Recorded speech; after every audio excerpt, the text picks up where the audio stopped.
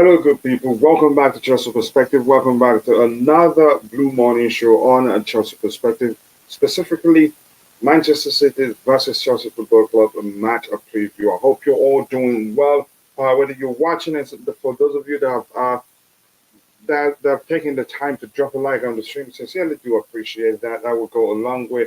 Please keep doing so as you're arriving. So today we have to preview the game between Manchester City and Chelsea Football Club at the Etihad. We'll look at the insights. We'll look at the head-to-head, the team's current form, and then be able to come to a sensible conclusion as with regard to which of the teams will come up on top.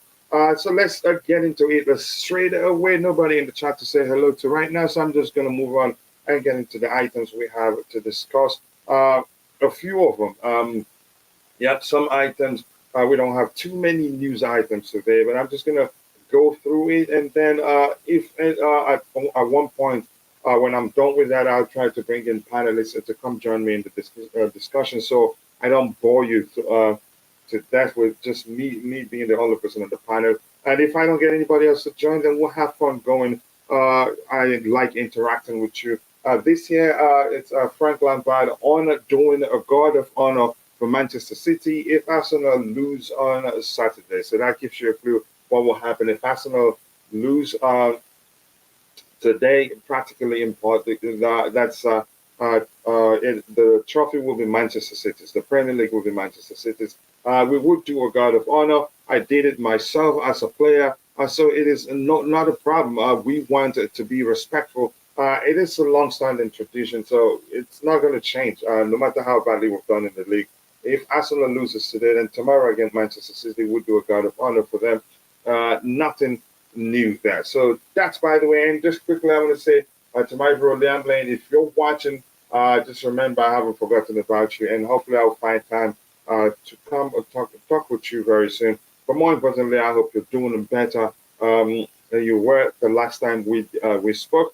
So nothing too special here. It's like I said, mentioned. It's a long-standing tradition. We have to do that. I don't know if in any case we refuse to do that, we get fined or something. But I just have to talk about it. But it's not worth us spending that much time on it. And here we have this. I think did I scroll down? Yeah, I think I did. This is Wesley Fofana explaining how painful it has been for him from one injury to the other. At some point, you start. Some of us, even I, have started questioning whether he's injury prone or not. Pardon me, please. Let me take a sip of my coffee before I lose my voice. Mm. So he says, this is him speaking. He says, being quoted, he says, when you have a big injury, then you come back and you have a little injury again. It is difficult for the mentality and the body, but I'll try to give it everything for the team and the club. His thing, he's sounding like he's becoming a bit worried, and that's concerning, really. I feel bad for him. Hopefully, it's not, it will not affect him, that much mentally, because that could lead to, um, you could say, should I say, a career hampering situation. He needs to maybe go see a mentality specialist if there's anything like that, because it's sounding like it's affecting him mentally, really. Clearly, he did say that, but I don't know how much it is affecting him, whether that, that could turn him in, we've seen situations where players, when they get injured and be out for a while, by the time they come back, they've not been able to replicate the form they should before they got injured. Prime examples being Callum Hudson-Odoi and Ruben Loftus-Cheek. So I feel bad for Wesley Fofana. Hopefully, if the club are listening, because this statement really is concerning. If we're being honest, so he needs to do something about it and not just you could say just talk about it. And if the club has this, they should do something because that could lead to him underperforming for a while. It would take some time for him to regain his form. This year also. Saying, I think, with regards to the future of Mateo Kovacic, to me, I've always suspected that it will be difficult for him to stay. I hope he stays. It's one player I love so much for reasons I've explained. Only one of the players we have in the team able to beat the press, find solutions in tight spaces. Is a good dribbler, but unfortunately for him, he's that sort of player that a lot of people don't see what he brings to the table because he doesn't score too many goals or create too many chances. And people who judge him that way usually don't look at the fact that we've been playing in him from a deeper position where he operates as a hybrid of 8 and 6, which means he's not always in the attacking phase, in the attacking opposition area, if that makes sense. So people keep dropping the likes on the stream and also do subscribe to the channel if you haven't.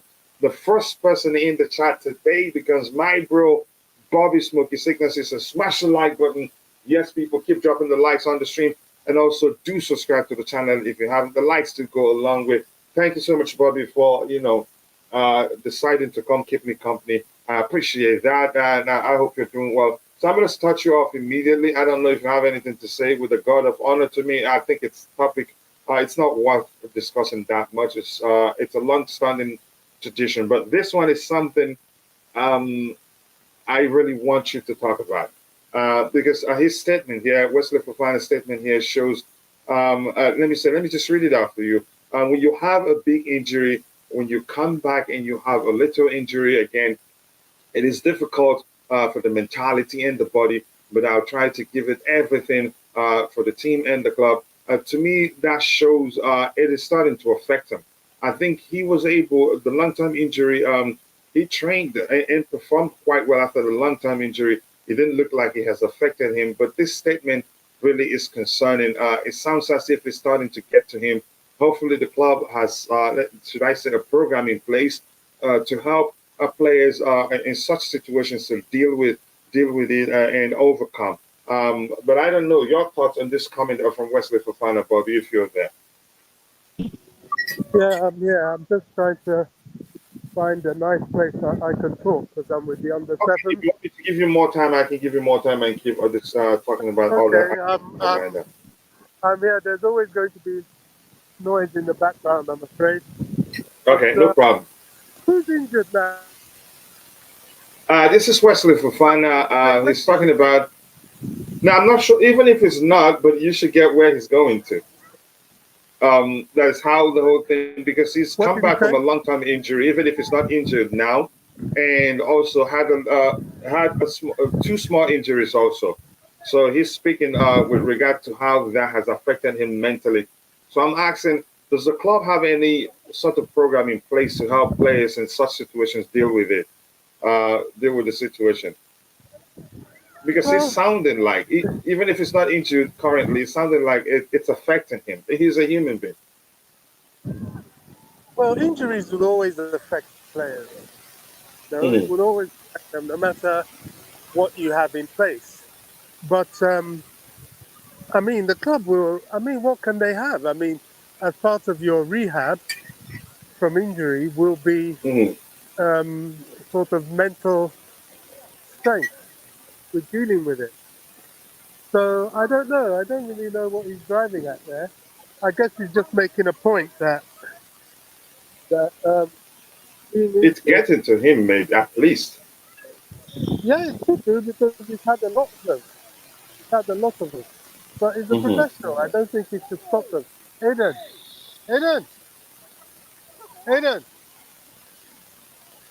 Yeah, I don't think he should stop him at all. Yeah. I mean, he's still very young.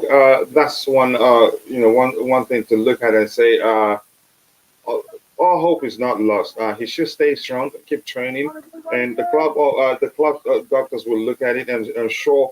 I'm sure he hasn't. I haven't seen any situation that we could say it's concerning because it has happened twice or three times. It has been different injuries. They're all not the same. So I'm not too concerned for him because he's still young. So we'll move on from that. And big up to you, the beautiful game. Always nice us to see you, brother. And he shared the link to the sister channel, Soccer Perspective. If you're watching, if you haven't, please take a second, go check out our sister channel. That channel will be on fire. Let's say at least in a month. As we tried, still working on building a team for that particular channel so that it can take a life of its own. You don't want to miss it. You want to be part of that growth. So thank you so much for that, Bobby. I appreciate that. I think, yeah, that should be the mental thing that is this again that I've been concerned about. Will probably be something. The club has a program in place that will deal with it, which he go as he goes through the rehabilitation process. So I'm not too concerned about that. This says there's a concrete chance that Matteo Kovacic leaves Chelsea this summer. Mauricio Pochettino wants Mason Mount to stay, and Chelsea and is pushing, but an agreement on a new deal is still not close at this point. Two things there. In the case of Matteo Kovacic, is something we've been aware of. We knew before time, we suspected before time there's a chance he leaves, given the fact we started hearing months ago that he wants a fresh start and will be looking to leave the club in the summer. Plus, he has just 2 years left on his contract. So if the club leaves it, if he's refused to put pen to paper, or if they're not willing to offer him a new contract, because we haven't heard that they offered him a new contract and he refused. If he's not signing a new contract, the club would be better off selling him now to get a sizable fee from him. So rather than leave him until he has just a year left on his contract, then it'd be difficult to get a sizable fee from him. So in the case of Mason Mount, I still feel the same. Hopefully, they can find a solution and get him to stay. Kovacic, I feel the same, but I honestly do want Kovacic to stay. As much as I don't think Mount is the best player at the club, I think he's a good player, and I think under Pochettino, he actually can become even better because he's a manager, who helps young players quite a lot. And I've always argued my biggest issue with Mason Mount is that since his long spell in the Netherlands, he's worked under managers after that, beyond his long spell in the Netherlands at what's that club again? But let me just say in the Netherlands, he's worked under managers whose priority is to utilize its industry on the pitch and the amount of pressing he does and all that. I think under Poch, would see that Mason actually has a lot to his game than just pressing. Yeah, so let's move on from that. Bobby, looks like you want to say something, but we're getting some big Forward. feedback from your end. Okay, looks like Bobby is at the game. So yeah, we'll move on from that. I see my bro Broskate. Always nice to see you. He says, bruv, what are we going to discuss? We know the result Sorry, already. Coach. Yeah. Coach, did you call me? No, I thought you were going to say something. I recognize you were a game, so I had to put it on mute because the feedback is coming and it doesn't help. Okay, We're getting the sorry, feedback there. Yeah, no worries.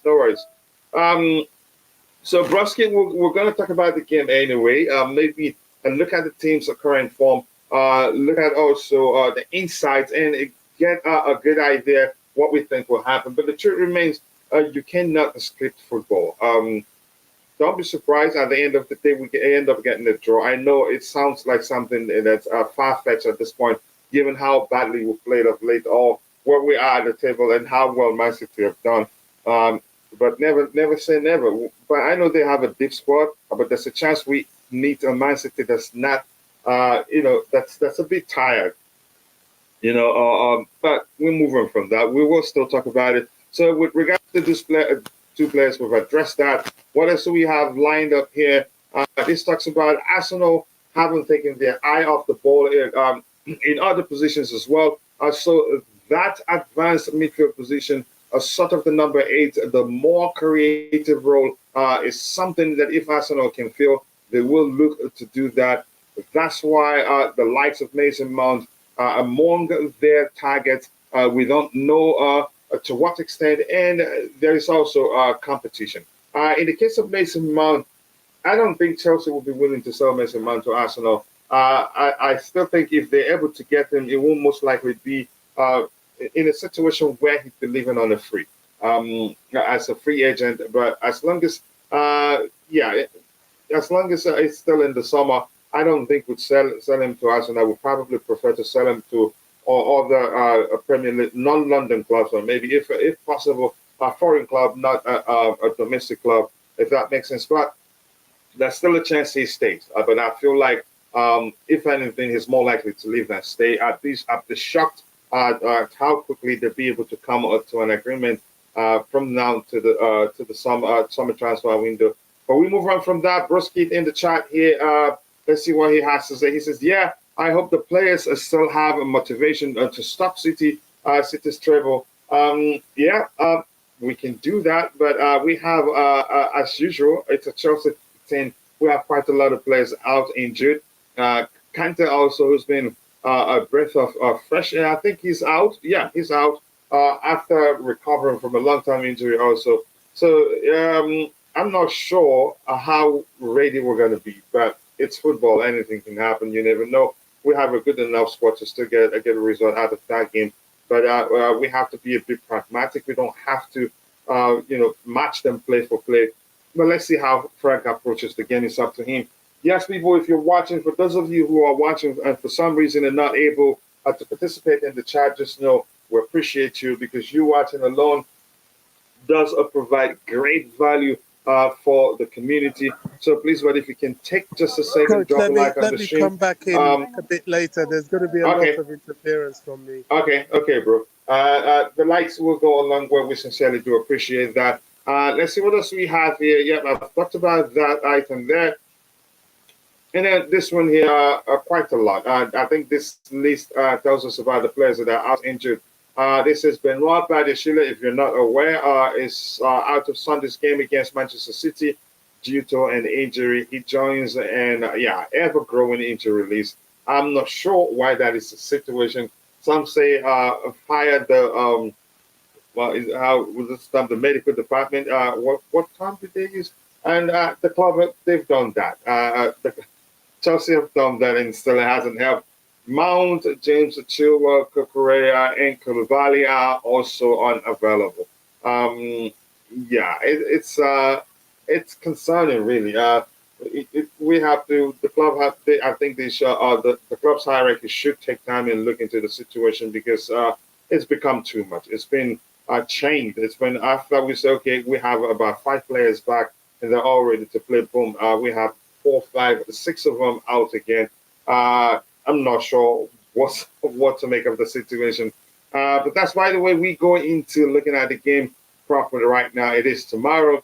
I know lots of Chelsea fans ain't giving us a chance. So let's see the poll, usually, which asks people which of the 2 teams they think will come out on top at the end of the game. So I'm going to vote for my club. I wouldn't do it down. I think it's going to be very difficult.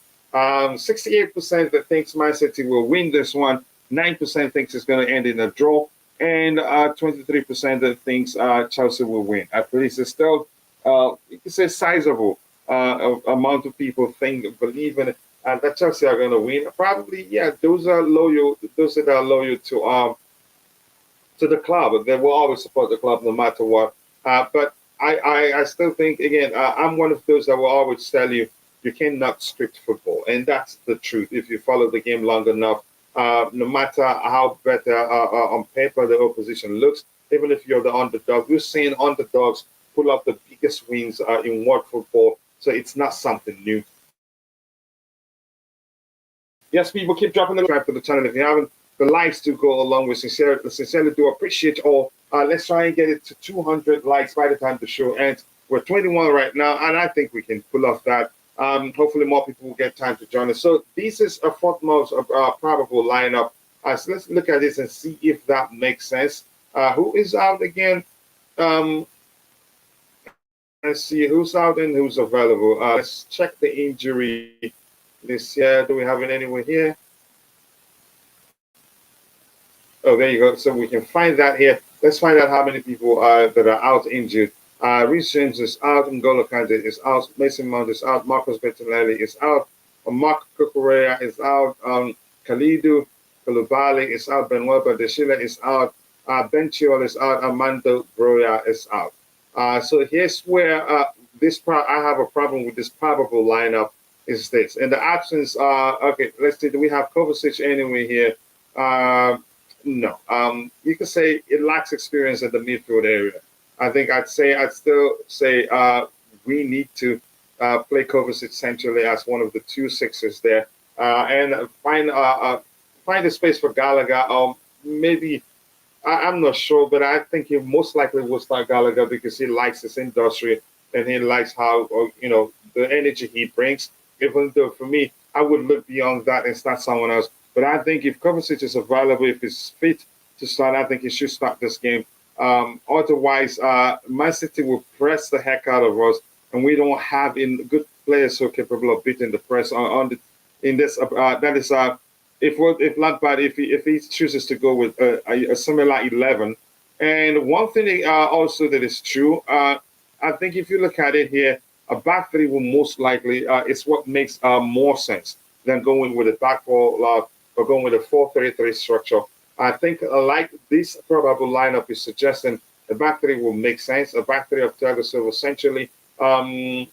Yeah, you can say left centre back, Chalobah, right centre back, Wesley Fofana, 2 6s, Enzo Fernandez, and Gallagher. But I'll say Kovacic to be one of the 2 6s. I'm not sure why they haven't picked him to start. And on the bench, it's not like he's injured. I think Man City, they're going to press the heck out of us. We do need more than just Gallagher and Enzo Fernandez. Otherwise, we'll be everywhere and not be able to play.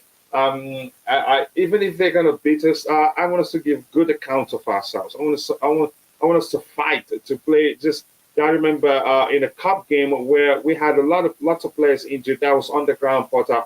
A lot of people thought they were going to mop the floor with us. And had we been clinical on the day, you could have argued we could have at least scored 2 goals on the day, even if they end up winning us, beating us. But we weren't clinical, but we played better. At one point, actually, we were the better side until you could argue Pep Guardiola, he started bringing in the top guns and things changed, and we had no answer. Our manager at the time, Graham Potter, had no answer to the changes that Pep Guardiola made. But today, my argument is I don't think we should go with this team as long as it looks like a potent lineup in the attacking area, in the midfield area. I don't think we'll be able to play. I get it. Gallagher brings energy and all that, but 2 6s of Enzo Fernandez and Conor Gallagher will not just work. It just doesn't make any sort of sense. So I'd look beyond. Kovacic is fine, so it'd be a pairing of Kovacic and Enzo Fernandez, and then find space somewhere else for Gallagher.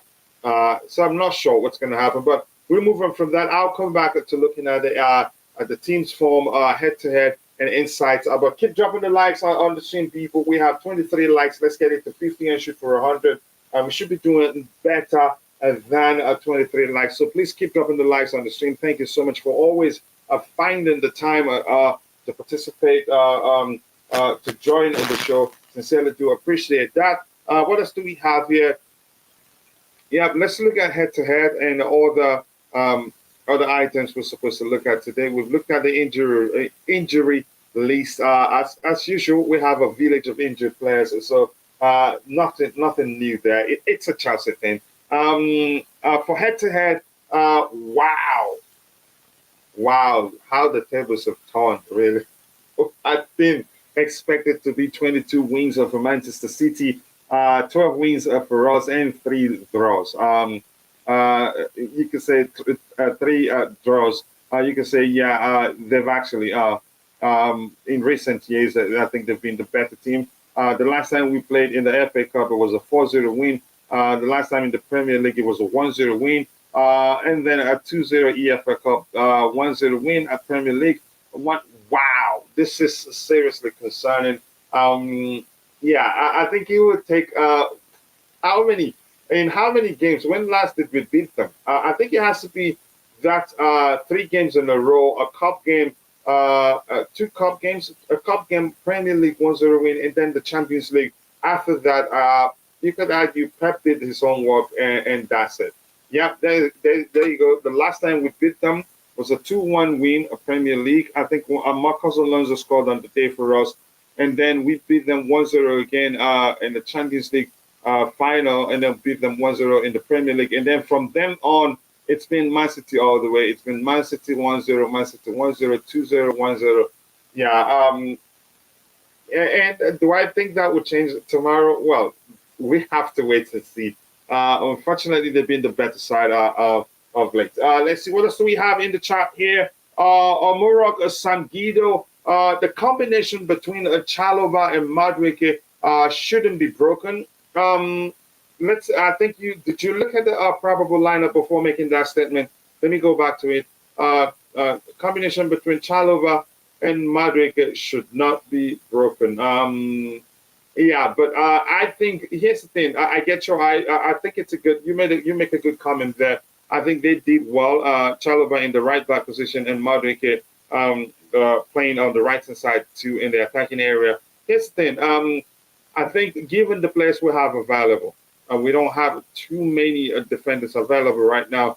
Koulibaly is out. Who else? Who else is available beyond those two guys? Kukurea is out, who can also play in the left centre back or left back. Benchua, where is it? Is Benchua out? Yeah, Benchua is out too. So we don't have centre back, and Hall playing in the left centre, in the left back position, so to speak.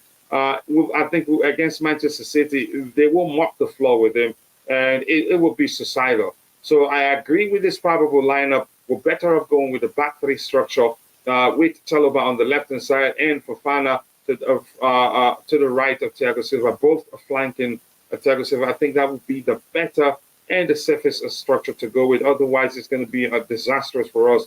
Where I am concerned, I think I agree with this probable lineup, but I'd rather see Kovacic and Enzo Fernandez pairing, and then maybe find somewhere else to start Gallagher. And I agree, Ruben Loftus-Cheek starting in the right wing back position. I think he'd do well there. But they think it's going to be Gallagher and Fernandez. But let's see. Frank Lampard, I think, will most likely opt to do something surprising, something that will shock all of us, but I'm not too sure. Let's see what happens. The combination, yeah, it was enjoyable. But no matter how much you liked it, it was a makeshift defense, given defensive lineup, given the fact that Chalobah played in the right centre back position, which isn't traditionally his position. Yeah.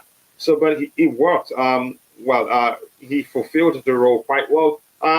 Big up Tamidai or Olunwarokami. Always nice to see you, my brother. Big up, great people. I greet you respectfully. Kachila and everyone. I greet you too, brother. I hope you're doing well. Thank you so much for finding the time to join in the show. And if you're in the chat, I want to know, are you looking forward to the Man City game tomorrow?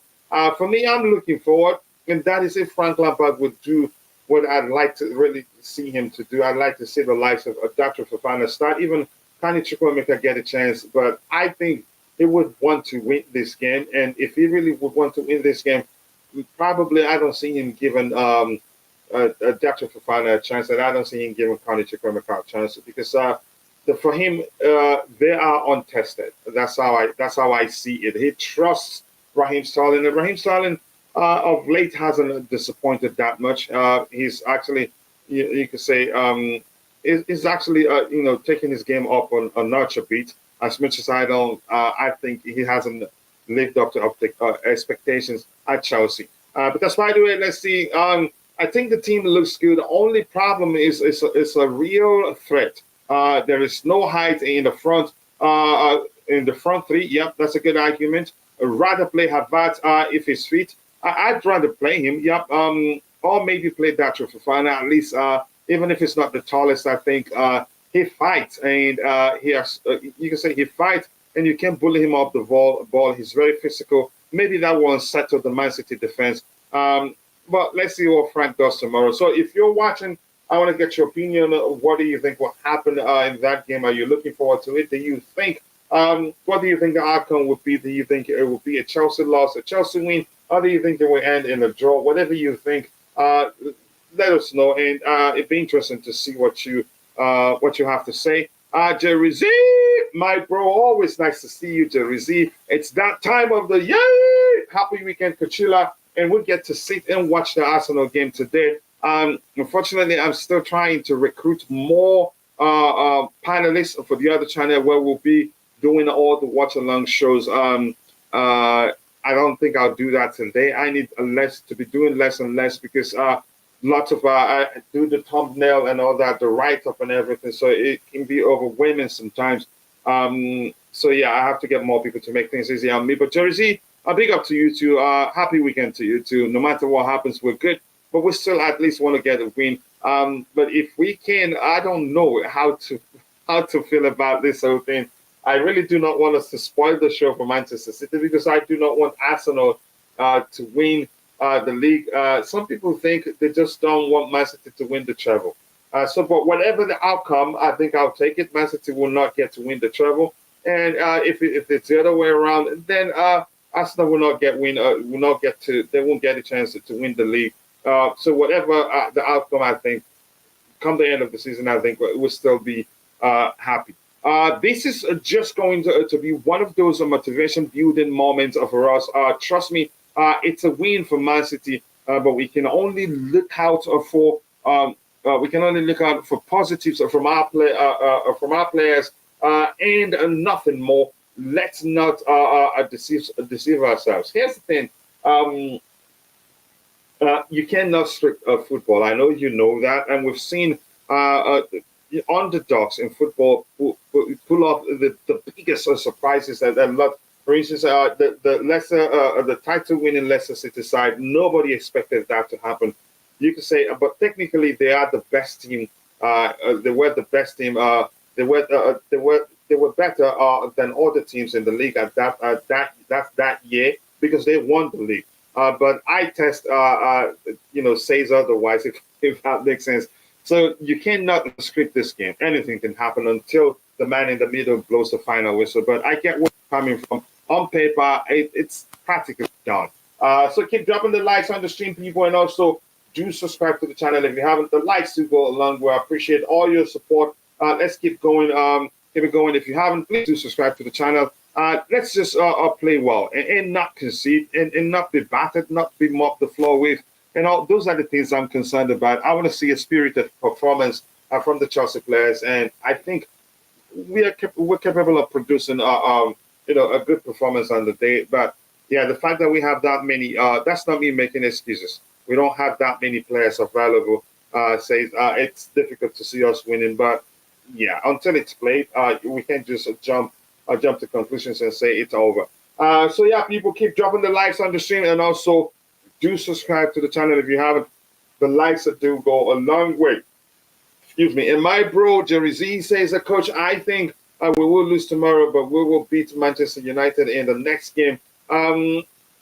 Let's see. The Manchester. Let's look at our schedule. Actually, the Manchester United game. What date? It's important. How many players are we going to have available on the day? So let's look at our schedule here. I'm going to go to Chelsea here. 31 likes. You people are absolute legends. That's not easy, even though we don't have too many people watching. Please keep dropping the likes on the stream, and also do subscribe to the channel if you haven't. So this is our fixtures here. We play Man City tomorrow, and how many days after that? And today is the 20th. 5 days after that, that is May 25th. That's when we get to play. That's what we get to play Manchester United on the 25th.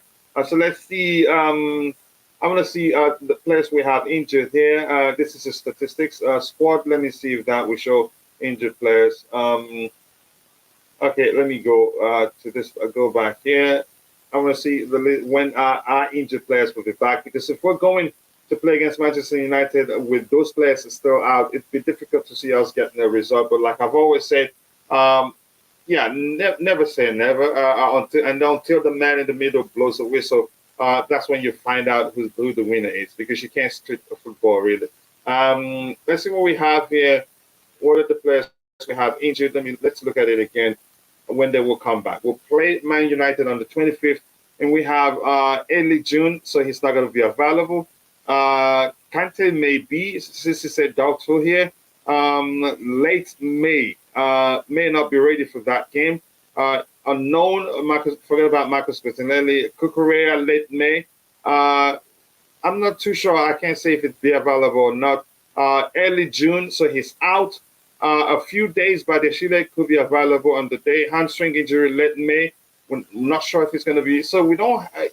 I'm not too sure how many of these players that are out with injuries that are injury that are sidelined that will be available for that Manchester United game. Hopefully, we'll have a few of them available, and I think that will make a whole lot of difference.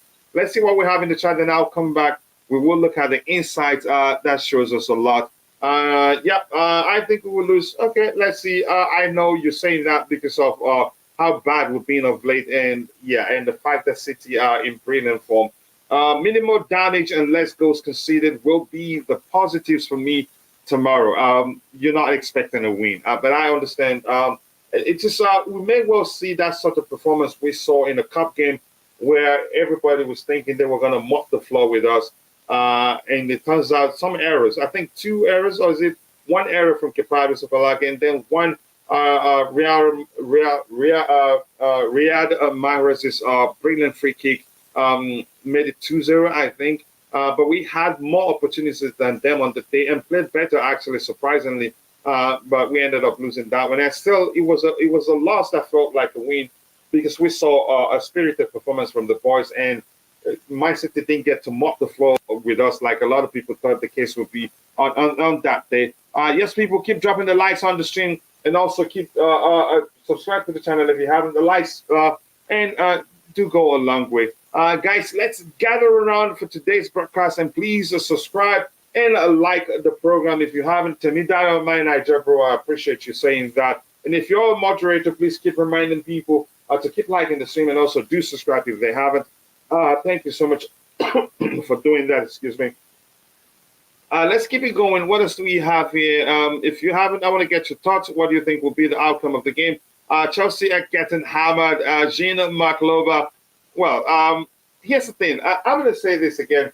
Even though I know it's going to be, it's not going to be easy, but this is football, and you cannot script the game. Sometimes we're able to say, to come to the conclusion that Team A or Team B will end up emerging, as the winner at the end of the day by the time the game ends. But sometimes we've seen the shocks of our lives. We've seen underdogs, pull off some, surprising victories every now and then. That's football, and that's what makes football victory beautiful. So as much as I think on paper they are the better side and more likely to beat us, you don't know what's going to happen until the game, the man in the middle blows the final whistle. But I understand where you're coming from. Let's move on from that. After all, in the Champions League final, lots of people thought in the 2021 Champions League final, lots of people thought it was Man City's. Even I did watch a few collaborations between Man City content creators and Chelsea content creators, and they were saying, they were going to beat us at 2-0, 3-0, and all that. But we could have actually beaten them a 3-0 on the day because we had a few clear-cut chances. I think one was from Christian Pulisic, and he put the ball wide. But that's by the way. Let's see what happened. Man United and Liverpool are fighting for the top 4. United will be under pressure when they face Chelsea. And for us, we know we're not getting there, and we have nothing to lose. Knowing that even a draw put them in a must-win game or on the last day of the season. It's a good thing they're the ones that are under pressure. For us, we have nothing to lose, and hopefully Frank does his homework and finds how we're gonna beat them. Is there even a point of a preview? 5-0 upcoming. Rafista, always nice to see you, brother. I understand. We're not confident. We're not looking forward to it, and I don't blame anybody. I think where we found ourselves today makes it so. Makes it it's a justifiable that a lot of us are not. We don't believe that we can actually get even a draw, a point from that game. It's an unfortunate situation. I hope things will be different in the coming season. But that's out of the way. Let's look at what else we have here. Keep dropping the likes on the stream, people. We have 32 likes.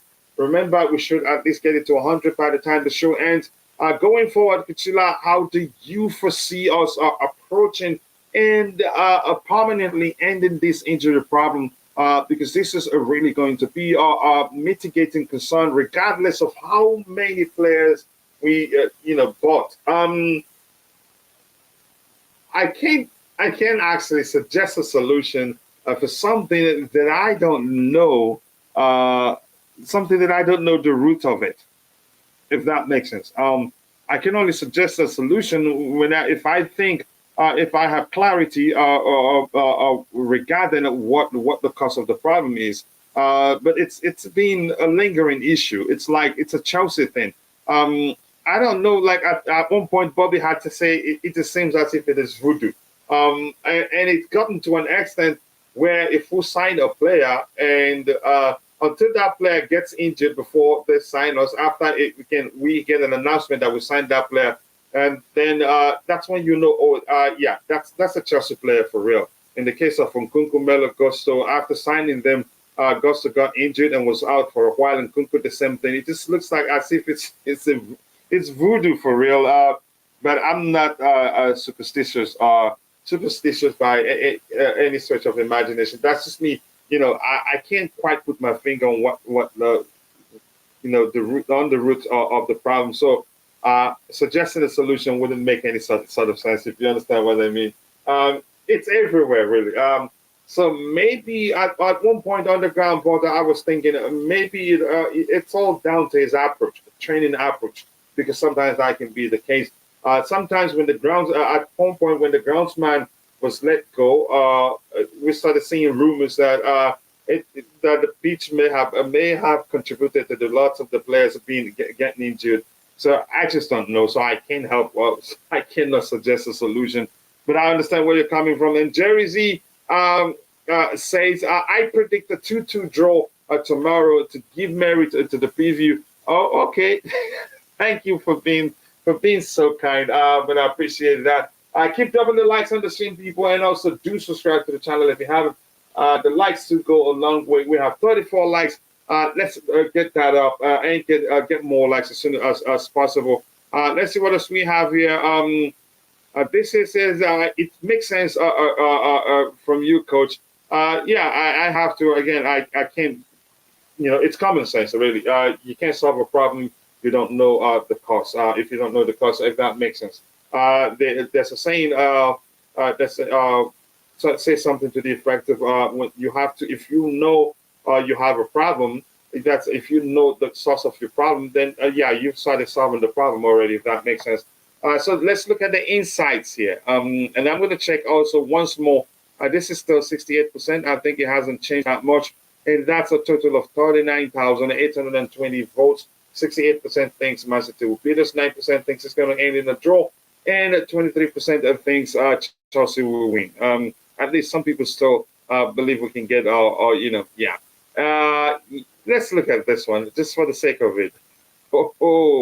The disparity between the numbers is concerning. That shows you how bad we've been the whole season. So Man City's top scorer is Erling Haaland. Average rating is 7.81 per game. Average rating for our man, our top scorer is Kai Havertz. His average rating is 6.92 goals. Yeah. And Erling Haaland has scored a total of 36 goals this season. Kai Havertz has scored a total of 7 goals. Erling Haaland has 7 assists. I didn't know he's assisted that many goals, actually. His goal scoring is his thing. But yeah, he's been exceptional. To me, he's exceeded my expectations, honestly. I didn't expect him to be this good because I thought, given Pep's preferred approach, my thinking was that he was going to still score, but not as many goals as possible. But Pep has actually found a way to make it work, and he's been brilliant for them. And he's played just one more game than Kai Havertz, and he has 36 goals. And you can say that's nearly the total amount of goals we've scored the whole season. So let me actually just look at that. Where's that? Where's Chelsea? Yeah, okay. The total goals I'm gonna try to see. Let me see the total goals we scored. Let me just do this. Just give me a second. I'll come Let me say why this is loading. I'm going to say hello to some good people in the chat here. Honestly, aside the change of ownership, the injury, proneness of majority of our players have constituted most of our poor performance. That's the truth, and that's one thing I give Roger credit for. As much as we can judge Potter all we can, as much as I don't think he was the right manager for us, I think the injury, village of injured players we had at the time didn't help. Performance this season, and it's a serious concern, honestly. It's a serious one. I don't know if we've succeeded in signing a crop of players that are all injury prone. I'm not sure what to make of that, really. Big up to you too, my bro, Bruyne Yahayu, a.k.a. 343 Dilemma, a.k.a. Vivel FC, a.k.a. Contender FC. Always nice to see you, bro. I appreciate that.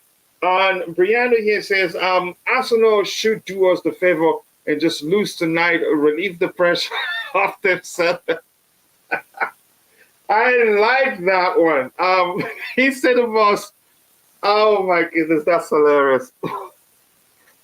Instead of us doing Arsenal a favor and stopping Man City from winning the treble, they should do us a favor so that we can all move on, knowing that, okay, it's over. Man City wins the league. Oh my goodness! And then now have the possibility to win the treble. Oh my goodness! I like that one. I'm gonna I'm gonna highlight it. I think I like to show it to other people here. Yeah, I think they should do us that favor. Just lose, just get it over with, and relieve themselves of the pressure, and we move on. Yeah.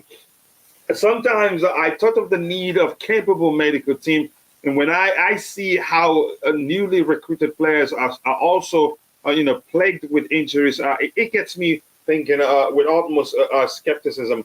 Here's the thing: the medical team, if anything, you talk about, should I say the physios? We shouldn't be actually be complaining about the medical team, because what their job is to assess a player and say you're ready to go back to play. Maybe that's where we start, looking at them. Do they, let them? Do they give them a clean bill of health when they're not ready? We don't know. Or is it the method of training? I don't know. So we're not too sure, but it is concerning. Really, it hasn't helped us the whole season. Yes, people, keep dropping the likes on the stream, and also do subscribe to the channel if you haven't. So yeah, let's look at it. We have how many goals did we score in total? Let's find out. 36 goals. That's painful, really. We've scored 36 goals in total and conceded 41 goals. That's why we're down to -5. So with this, bear this in mind. Let's go look at the Man City game. Haaland, a single individual. I think how many goals in total? Let me go back there. Did he score more? Did I see 36? He scored as many goals as Chelsea, as the club has scored. It's shameful, but I'm not sure what to make of it. Haaland have scored a total of 36 goals, and Chelsea have scored a total as a club have scored a total of 36 goals, and we've considered 40 plus. I think 45 in total. It's shameful, really. But yeah, that shows you how bad we've been. Our goal has been in the -5 in total, and it's shameful. So let's look at the insights also.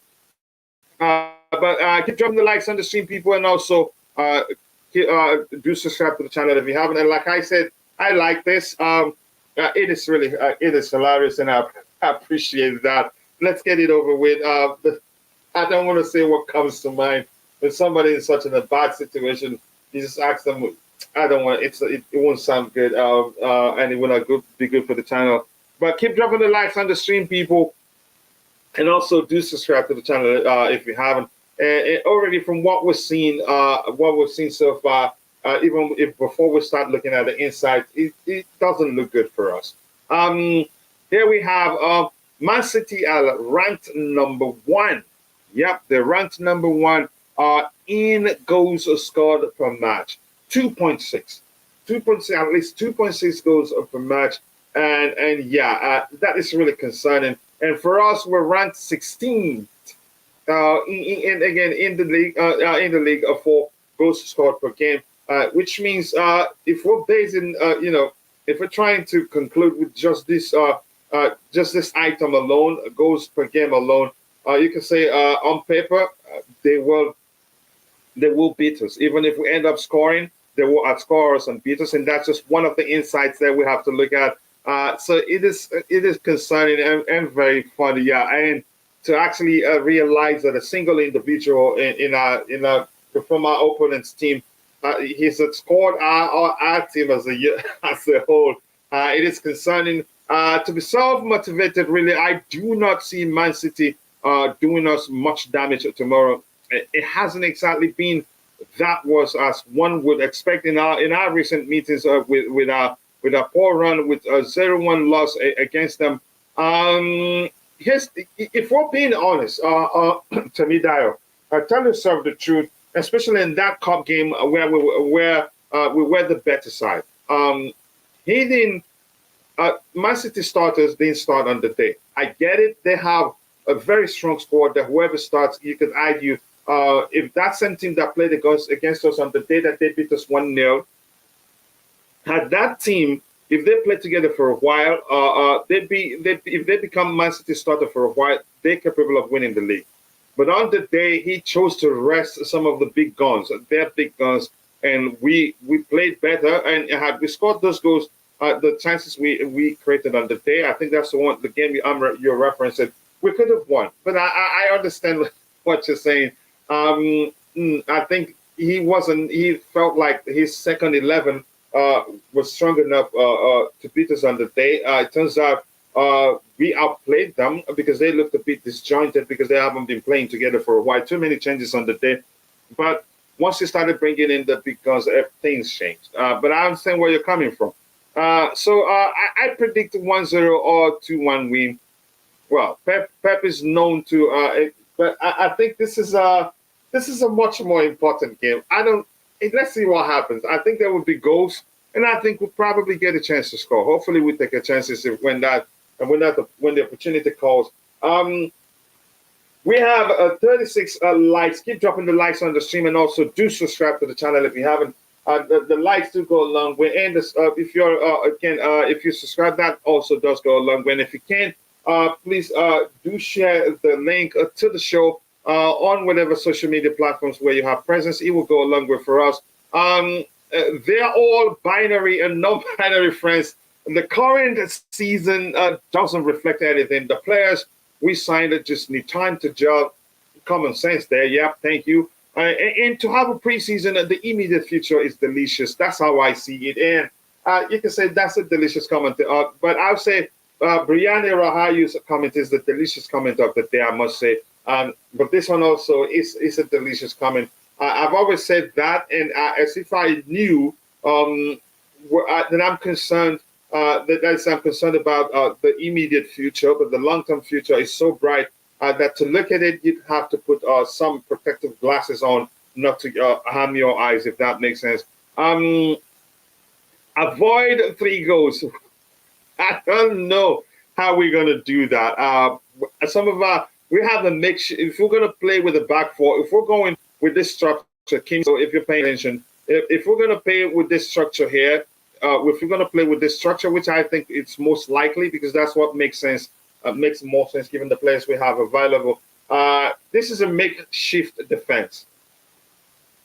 Yeah, this is a makeshift defense in the sense Chalobah playing the left center back position because that's not his natural position. So that's an issue. Lewis Hall is traditionally a midfielder, not a wing back.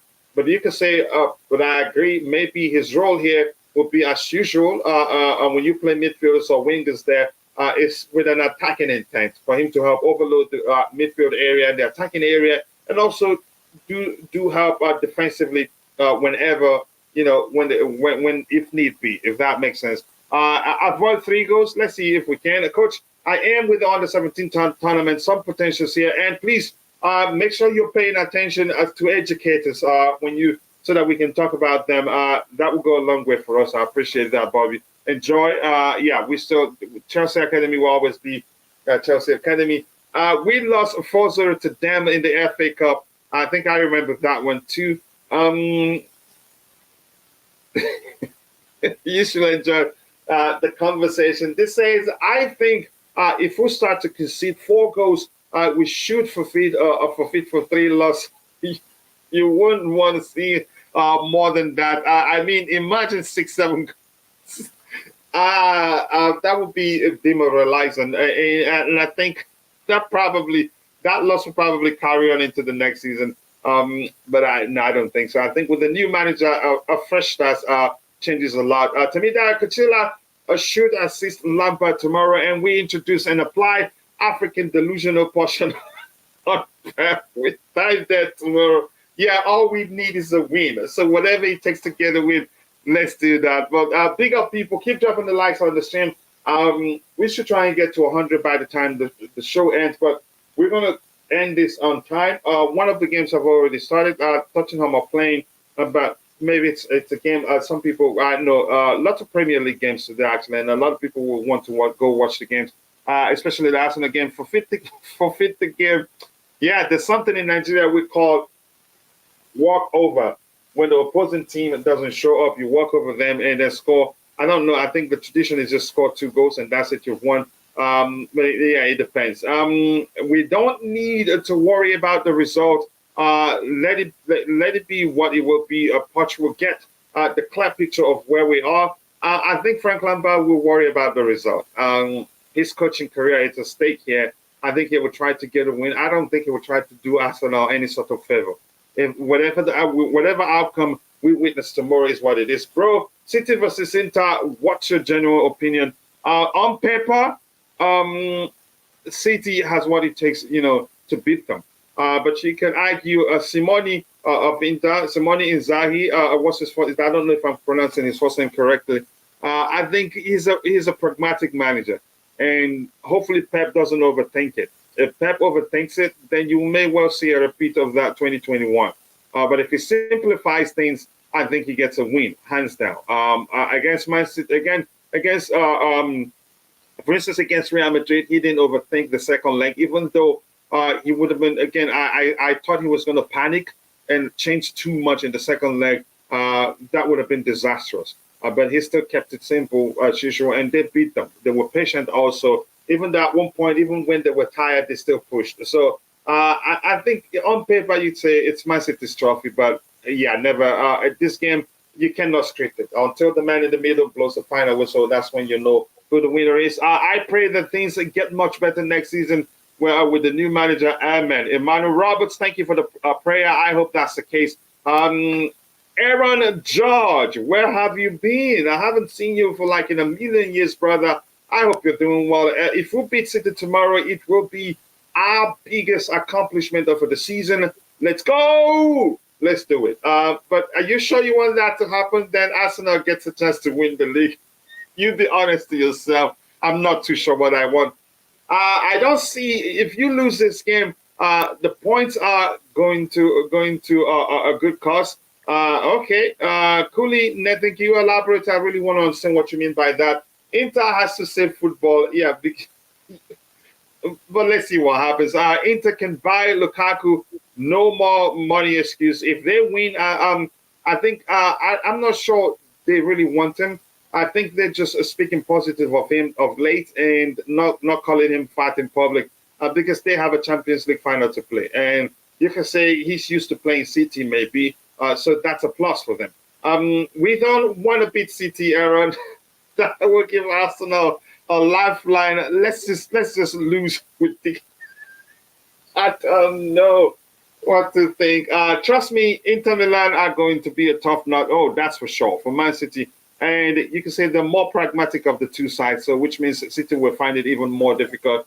Forget all the superiority euphoria amongst fans. Yeah, to get the final for Inter isn't something to look less about. I think they deserve to be at the.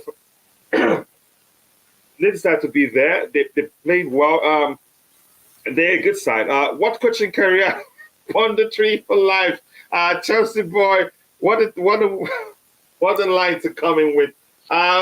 Because Arsenal are not winning the league, and they're praying for City to lose, which is impossible. Here's the thing, please, you cannot script this game. You cannot. And it gets worse when we're going into the game as underdogs, we have nothing to lose.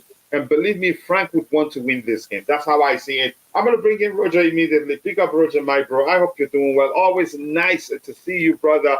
I don't know if you want to wait for me to go through all the insights before you come in, or do you want to come in? Are you looking forward to this one? What do you think will happen? Do you think we'll beat them like 4-0, or do you think they'll beat us 4-0? Or do you think it ends in a draw? Or do you think it's going to be a high-scoring game? Whatever you think the case will be, you let us know. It's interesting to hear from me. And by the way, hola, señora, gracias, Roger. ¿Cómo estás, señor? How are you, sir? Yeah, I'm fine. I can't complain, brother. Thank you so much. Yeah. Oh, my Lord. Yeah. Listen, if Arsenal drop any points today, then the title is over for all intents and purposes. Yes, mathematically, they could win by goal difference, but they're minus 20 behind. They're 20 goals behind City. So City would basically have to lose their last 3 remaining games. And the difference would have to be 20 goals. And we don't see that happening. Let's look at it. But go ahead, as you're talking, I'll look at their last 3 remaining games. Yeah, I think there's a safe assumption that considering they haven't, how many goals have they conceded all season? I just don't see it happening. I think so. Can I ask you a question? What did you think of the City versus Real Madrid, especially the first half? What did you think of that? I think it was a masterclass by Pep. I think he studied them quite well. I'd like to talk about, again, yes, there's something that you don't see very often about Man City is you can say the spirit we saw on the day. You can say they played like they're the side that wanted to win it. Even Kevin De Bruyne, even when he was tired, he kept pushing and all that. Yeah. I think it was a good approach from them. And they weren't. Do you know what was scary about that match? First of all, you're so correct. Pep did not overthink this game like he did. He did not. He kept it simple, yeah. And which he has done historically before. Not every time, but in the important games, he's been known to overthink things. So the thing that really scared me is, I don't know whether it was the 30-minute or 45-minute statistic was that Man City had 196 touches in the final third, while Real Madrid only had 10. And I mean, there's so much pressure that you can take. That's no, but you get my point. 196 in the final third. That's a lot of pressure on Real Madrid. And Real Madrid only had 10. And listen, they're not playing Yeovil Town. They're playing the defending Champions League winners. They are the current champions, and they are blessed with an incredibly deep squad. And so when they weren't going up against, your Sunday pub league side. So this, to me, this was, and like, we have criticised, rightfully or wrongfully, coaches like Frank and Potter historically this season for not reacting and making adjustments in time. Well, listen, I am a huge fan of what's it called? Real Madrid's Ancelotti. Carlo, he did nothing though. You could see it, a blind man could say. He had no answer to what was going on. Well, he did actually, because he changed from the first leg where he had one man less in midfield. I saw the breakdown in the game afterwards, like the next day, and he didn't make any adjustments. And so you're talking about the most successful manager in Champions League history not being criticised wholeheartedly as much as like we will. If this was Frank or Graham Potter doing that, we would be lambasting him. He would be crucified. So anyway, I just think this team right now, City, Listen, I didn't get to see Man United that much 20 years ago, or the Arsenal team Mhm. 20 years ago, the Invincibles, because I lived in America and it was so hard to watch every game. We didn't have that luxury because of the TV deals on the West Coast. But this, to me, is the best Premier League team I have ever seen. And when I say team, I'm talking about the whole squad, not just the starting A 11. lot of people argue that the depth they have is extraordinary. I, Uh, I, so, hon- I mm, honestly believe that their second team could make top six. the only difference is that they have to play together for a while. Yeah, yeah, Because yeah. you could, if you remember that game that we outplayed them, but we didn't take our chances, where he made about six Yes, changes or so. yes. We were able to play that good because the people that came on haven't played together for a while. But by the way, I just want to say about the City game versus Real. The other thing that really stuck out was Kevin De Bruyne was having a poor game. He missed 3 passes in the final third that he overhit by like 10 yards. And so did 2 other players. I think you're Um, correct. I think that game showed he needed a rest. yes, he was tired. You could see, and Mm. also there was several occasions where they could have realistically, if it wasn't for Courtois, they could have scored at least 7+ goals, maybe 8 even. I think when they click, that they are unstoppable. Now, I'm not sure what team he will put out. He'll probably rest a few players. I think he will rest Kevin De Bruyne. Maybe start him and take him off, or maybe have him come on. But Hmm. he looked tired. But I just don't see base. Listen, you're right. This is a game where anything can happen. And on any Yeah, given day, any team can be any team. But just Inter even, Inter are well drilled and are the more yes, pragmatic of the two teams. And as sure, long as Pep doesn't overthink it, sure. this cup is theirs to lose, really. Well, yeah, But if on you over, yeah, paper, if it doesn't yeah, go even ahead. look on paper, it doesn't even look close. But you Yeah, know, and I know, excuse me, the game isn't played on paper. Sorry about that. no, it's not. No, It's it's you cannot script football, especially a good no, side like Inter Milan. Actually, they're not.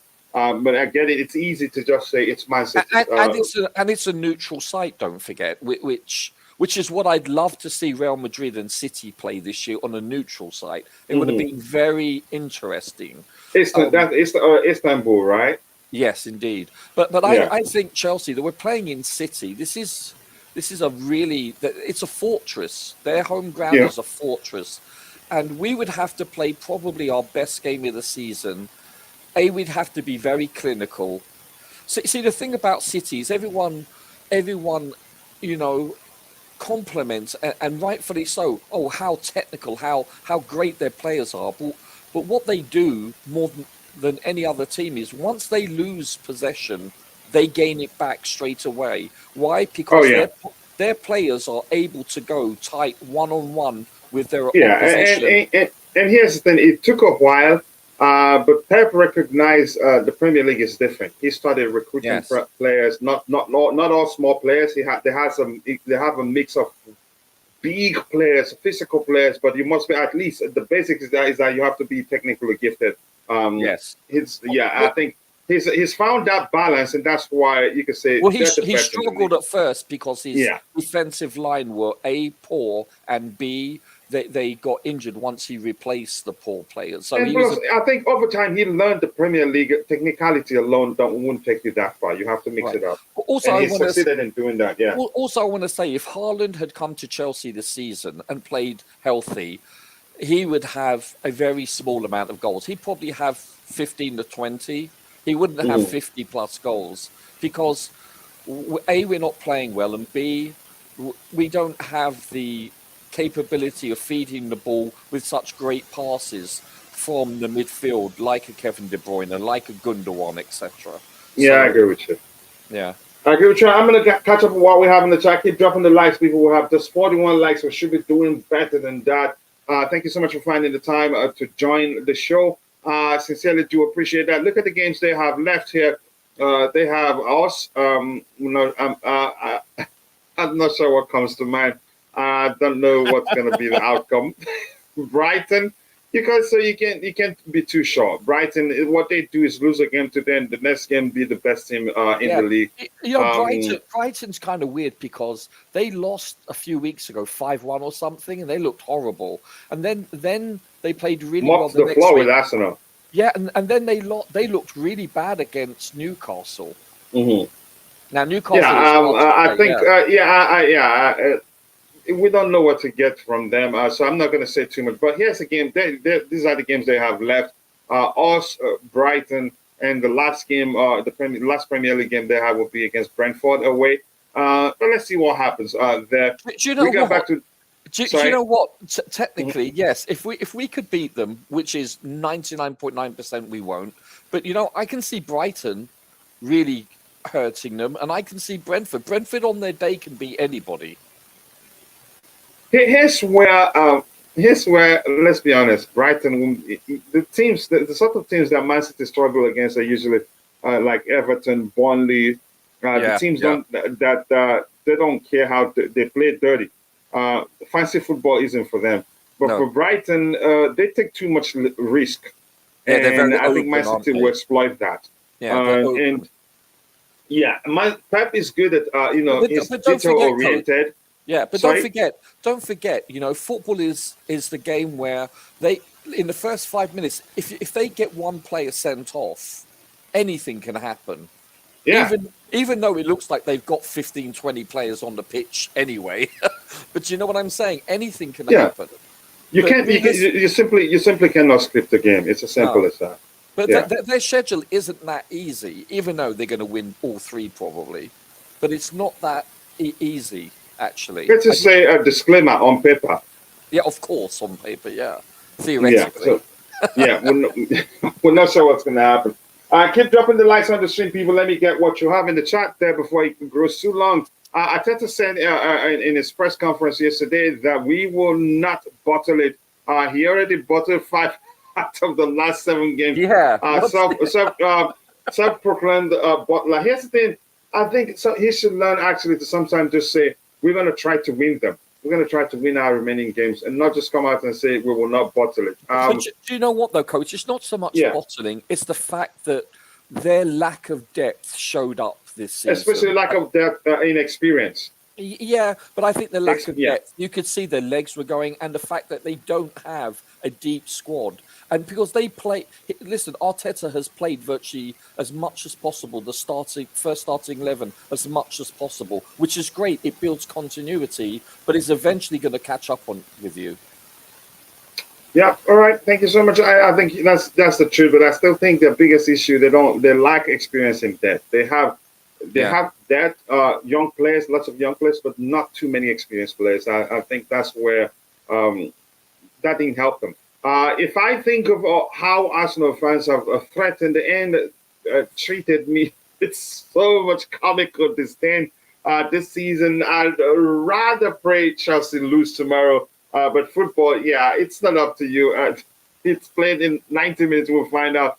Carlo made one mistake, dropping Rudiger. That was huge. You could argue. Yeah, that's a strong point right there. A question for Roger: do you think Uncle Carlo and Mourinho are outdated managers? No.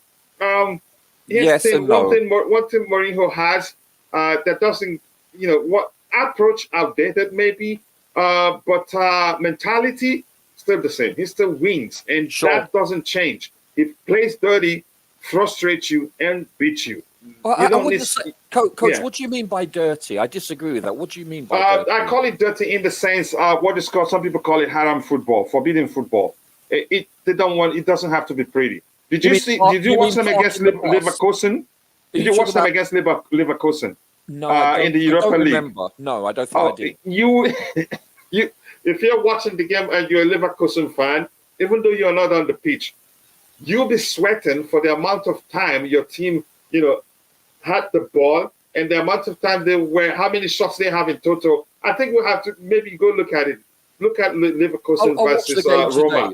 I'll watch the game. Even though you're a fan, Roger, you'll be using your handkerchief to be wiping sweat from your face.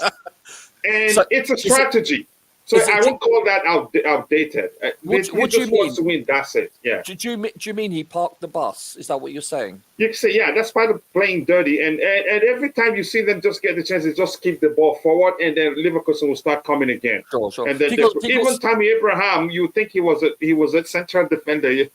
Sure, because in England, when you say dirty, that means that the boss is or the team plays where they want to take out a player. It has a different connotation. That's part of it. That's frustrating you. That's part of it. They get you. They play rough on you, trying to get you to start fighting. And they're well drilled at dealing with the situation. They started the trouble, but they will get you into trouble and then escape. Do you think the game has passed Mourinho by, or do you think his... No, here's the thing. You could argue, popular opinion will suggest that he's outdated. But it's still football. They don't play with stones, and others play with the leather ball. It's still football. He just prefers a certain way. The only way I used to say it is that to me, he's not progressive enough. That's just me, because he's not into let's go, entertain, and win. Here's what I want us to do today. When they're number 5, he gets angry easily. When he comes to Mike, you just find a way, just wind him up and get him out of the game. That's part of Mourinho's strategy. And it works. It doesn't care. He just wants to win. And he says it. I just find a way because I know how to win. That's just that. He looks beyond entertainment, especially if they play with teams that are strong as them or better than them. Don't worry about it. It's not going to be good to watch. But if they play with teams that they can overpower, he knows how to entertain too. You know. So he uses the dark arts, as we would say. You can say he uses all those in mix of it. His biggest issue under Roman Abramovich isn't that he cannot win. It's just that he wins, but he doesn't care about the entertainment side of things. No, I get football fans want that. Yeah. Can I just say something really quickly? Half of me wants Jose to be our manager, and half of me doesn't. I don't think it's going to happen. No, it's not. But I'm just saying, though, emotionally is what I'm saying. If it comes, the fans will turn on him quickly. Fans want entertaining football. You can say Chelsea fans turned on Antonio Conte just one game, and that one game was that game against Manchester City, where they had 99.9% ball position and we had just 1.1. That turned the Chelsea fans against him.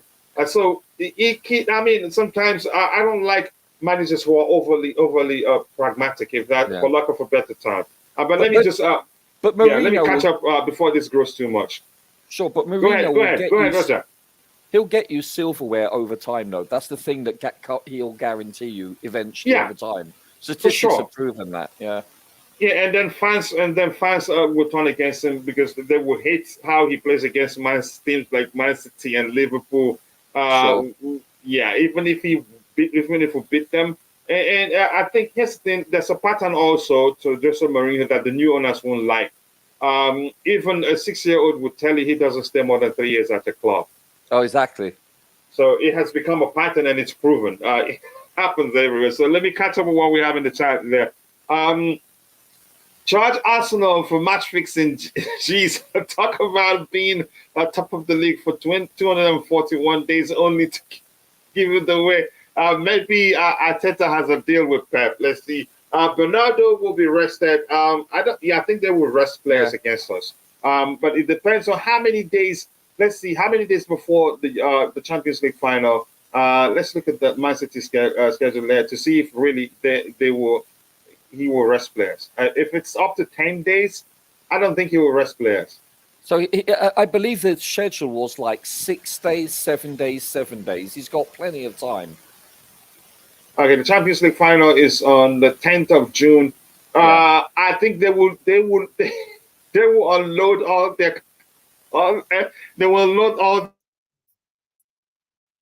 their best players on us, because if they win that one, it's done.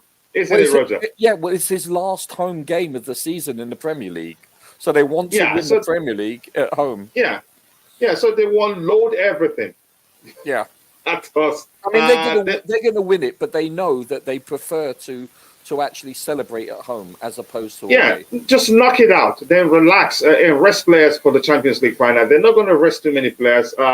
Poch's Tottenham was second best only to Pep on the start of recovering the ball. Yep, the high press. I think Tottenham was excellent under Pochettino. I can see Zarian being KDB's replacement. I fear for Chelsea losing out on him. Even Man City cannot get him. I think they will face the same issue with the political issues. I think it has to do with the payment. And if you try to do that through other channels, you may well end up breaking rules. We want him. And he's actually a player, you could say, he's a mashup of KDB and Cesc Fabregas, capable of creating clear-cut chances from the central area. The kid is excellent, but hopefully he wants to come to Chelsea. Hopefully we'll find a solution. Good morning to you too, Choma. I hope you're doing well. I don't know whether you want your brother to win the league or whether you want City to win it. You let us know. But greetings to you too. Greetings from Texas. You traveled to Texas? Hey, wow. Which part of Texas? I'm not sure. I hope she says. But she's Canadian. She lives in Canada, but now she traveled to Texas. But enjoy yourself, Choma. And if you come to Vegas, if you want to let me know, that's up to you. But I would want to meet you. You are welcome aboard, Choma. Temidaya. Oh, we have lots of people from Texas there. And I think my other member of the community also is from Texas. Lots of them. Carlo is a clown for dropping Rudiger. If they won now, you'd say it's a masterclass. But I call it satanic football. A lot of people people do again have different names for that sort of what some people call haram football, forbidden football. That's what that means. It's Arabic way of saying forbidden football. Coach, if we get 5 red cards, we can get the game abandoned and the game given to City as a 3-0 win, even if they are slapping us 8-0 at the time, and there's a good chance it will be that score. I don't think it will be. You've always come. I remember the Blitz game. You've always said one team is going to beat us 10-0, 5-0, and we end up beating them actually. But I hope they don't beat us up to 3-0. Hey, Coach. Yeah. Kane just scored a worldie of a goal 28 yards out. Wow. So they're winning. With Tottenham are. Wow. It was like one of the best goals of the season. It's gorgeous. Wow. Who's the current coach right now? I forgot his name. He used to be a player for them. He's a Tottenham player through and through. He managed them temporarily about 2 years ago, if you remember. I forgot his name. I can look it up for you if you want. What's his name? He managed them. Was it the one that went and sat on the stand, saying you can see the team better from there? Let me have a look. I apologize. Let me have a look at the. I forgot his name. I'm so sorry. Okay, let me keep reading. Just let me know when you have it. This says I have a brutal solution solution. Do then just follow City key players and receive 3 red cards in a row. Get me over. In this way, you finish Arsenal. Hope and give some injuries to City for Champions League final. Here's the thing. I'm going to say this. Lampard wants to win the game, so that's he's going to ruin it for you. At the same time, but let's see what happens. Jose is about to do something at Roma that has never been done. Have the fan base lost their minds? We are about to receive an epic, whatever you said, whooping. Universe have never seen Jose in. Here's the thing. I like him. I'll take him, but I don't think the owners will take him. I'll take him over what we have, but I'll take Poch over him. I also have the emotional connection and history with Jose, but I will much prefer Pochettino going forward. Somebody bought me his book. So I know his policies, how he sees games, and how he uses psychology to actually wind players up to do better. But sometimes, in some cases, he has had that approach has had adverse has had the opposite effect rather than the desired effect, if that makes sense. I like Jose. He will always be a winner, no matter how people see him. What else do we have here? Ryan Mason. Oh, is that the guy? Oh, okay. That's not the one I'm thinking. I was thinking about one of them that usually he goes and sits on the stands, saying that that was very unorthodox. he sees things better from there. Why can I not? His Oh, name I is know. Not you know Tim who I'm thinking Sherwood. about, right? Are you talking about Tim Sherwood? He- That's the guy. Did you remember that? Yeah, I think it's Sherwood or someone that used to do that. Was it That's Sherwood. Spurs? It was Sherwood that did that. He's Yeah, not. He's not. He's not. He's a small guy, not a yeah, big yeah, guy, yeah, really. yeah. Yeah, But it's that's the other Sherwood that I guy. was thinking. I Yeah, can't but stop laughing. And some of the stuff he says during press conferences, if you listen to him, you're gonna say, "What is he doing here?" Um, but yeah, but he's a pundit right now, isn't he? Ram yeah. Nursing and Thomas says, I traveled to attend my sister's wedding. My goodness, Kachila texted. Did you see that, Roger? No, let me have a look. What happened? What was it? My goodness, Coach, Texas. Yeah, no kidding, Coach. I lived there in San Antonio for a year. It's Yeah, brutal and I've, weather. yeah, I've visited San Antonio. I visit San Antonio every year, actually, because every It's Easter I go to my oh yeah, brother-in-law's that's place. right. Yeah, yeah. Yeah, and yeah, and every Thanksgiving they come to Vegas. I think Vegas is better because San Antonio it will look like it will look like as if if you stand outside for 10 minutes, you could collapse. On I was I was like, what is this? You can't even go outside to enjoy yourself, really. Um. Oh no, it is Oh, hard. Texas is hard. Coach is brutal. I'm telling you, It is. I didn't play golf there for the first 3 to 4 months. It was impossible. Yeah. Texas is fire, man. Yeah. But Chama, just stay inside, please. I traveled. Yeah, but congratulations to your sister. I wish her a happy wedlock. I think it happens today. I think that's what it is. Today's Saturday. Sometimes some people do wed on weekdays. If it hasn't happened, but if it hasn't happened already, happy. How do you say that again? Happy wedded life, I think. Inter is our last hope. You you want Man City to win the Premier League, but you don't want them to win the Champions League. Let's see how that works out tomorrow. And Tony Basang is Big Sam at Newcastle. Wednesday right now? No. Leeds, isn't it? Sorry, sir. Big Sam isn't at Newcastle. Newcastle's manager is No, Eddie no. Howe. Yeah, it's Yeah. Leeds. It's I Leeds believe United, yeah. yeah, yeah. Eddie Howe is This year, Newcastle. yeah. When will the invisible Ole Gunnar Solskjaer get a job?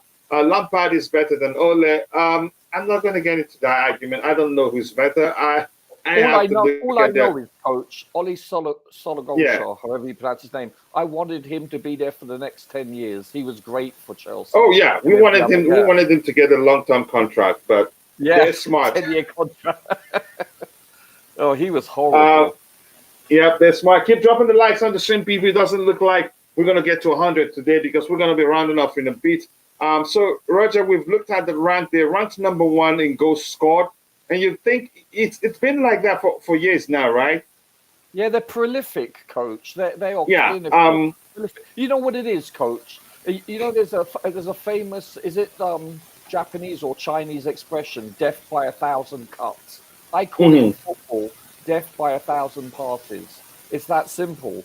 They'll just pass you to death.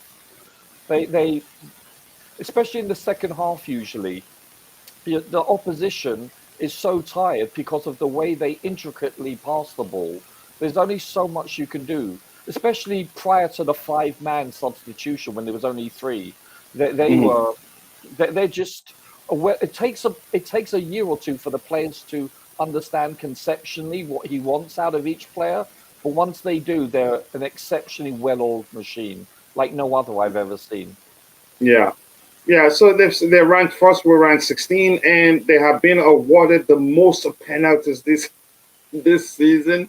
Haven't kept a clean sheet in 8 games, so everything points to the fact, to the outcome, to an outcome that, that City, to an outcome where City wins. I will beat us. I will be happy with a draw, Coach. I'll be very happy Yeah. with a draw. Anything other than that. You know what? I think you mentioned it before I came on the show. it's not about the result per se. It's about the application. How do we play and how do we recover? Give good accounts of ourselves. Yes, especially if we concede, how do we recover? Do our heads go down or do we play like our lives depend on it? That's what I want to see. I want to see character out there. I totally agree with you, Coach. Don't let them mop the floor with us. So exactly. This is they said they have been awarded the most penalties and we haven't kept clean sheet in 10 days. And this is playing against a team that averages 2.6 goals per game. Which means even if we score, they will most likely outscore us. So everything we've looked at so far points to them emerging as the winners, points to them beating us tomorrow. Erling Haaland is the competition's top scorer, 36 goals. And do you know how many goals we have in total, Roger? I think it's the same, 35 or 36, right? Yeah.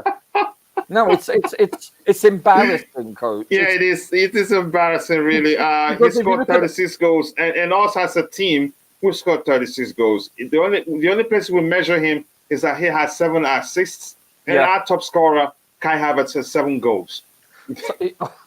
Really? 7? Yeah.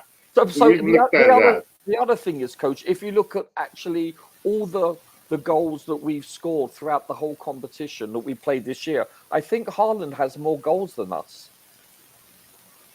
Yeah. He's got 50-something goals, right? Yeah, because we're in minus already. Well, not just that, it's the fact that we're eliminated in the third round, which is our first round, in both domestic trophies to them. So Haaland actually has scored more than us domestically than Chelsea has throughout the whole year. Yeah, if we have to add other goals, the cup competition goals and all that, he scored more than us. It is shameful. I don't know, but I'm still gonna watch the game, but it's not worth doing a watch along for this one. Plus, until we get more hosts to help, the load is becoming too much as the community grows. And let's see. When will the invisible Ole Gunnar get a job? I honestly do not know. I think Erik ten Hag will do a madness in the fact. In the what? In the fact, the treble is almost impossible. I see City doing the double. Well, I don't understand. Why is the treble almost impossible? They're only like literally 3 games away from doing it. I think he's talking with regards to the cup game, the cup final being a Manchester derby. Yeah, no, I mean, yes, that's going to be huge. But on paper, listen, I think if they play as well, which they're capable of, assuming there's no injuries, they can dismantle Man United. I don't know. If I had to bet $10, I would say they win the treble. It's that simple. They are you on a bet?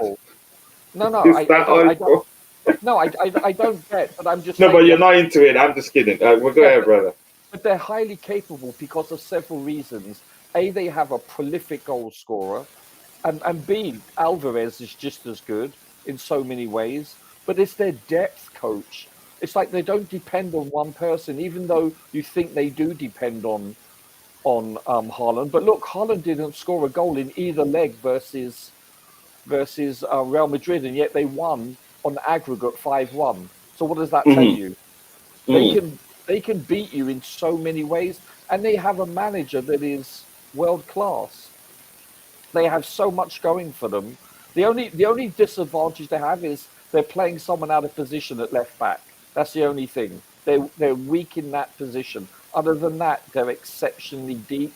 Honestly, see what highlights Pep's ingenuity is John Stones discovered where he should have been playing all this while. John Stones is I like Stones a lot. I think, my goodness, he's been brilliant for them in that as one of the 2 sixes there. Yes, he's an amazing player. He's good. He's a good centre back. Don't get me wrong, but listen. England aren't exactly deep in that position, but I've always liked him.